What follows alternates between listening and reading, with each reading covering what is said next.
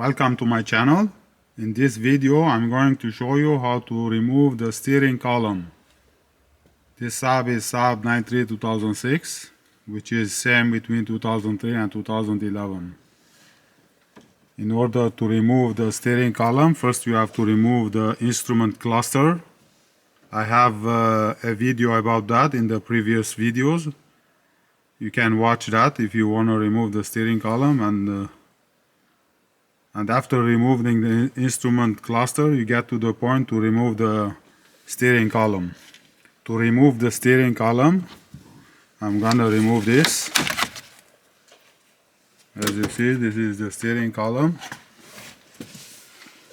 and then I'm gonna remove this plastic piece over here. This is the cover for the handle. If you want to remove only this one, you have to remove, there's an Allen key over here, I will show you later on. Push over here to remove the socket. So right now I'm gonna remove the bolt over here. That's the steering shaft that goes to the steering rack. I already disconnected it because the car doesn't have a steering rack anymore. I'm gonna disconnect this one. And we're gonna remove the air duct over here. There's only one screw that holds the air duct over here. And remove the air duct. 13mm bolt that holds the steering shaft. And remove the shaft. It's easy to come out because it's not rusted inside the car. And remove it completely from the car.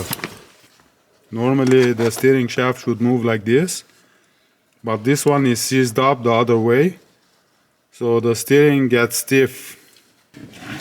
13mm bolt over here.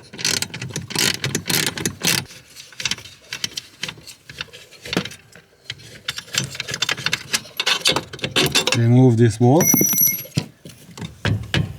and we're gonna remove the two bolts that hold the steering column on the top.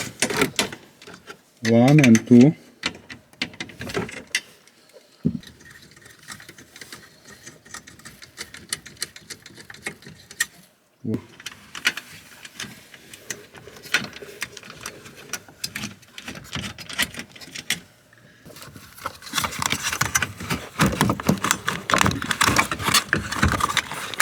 And the steering column. And there's another tie over here. Disconnect this one.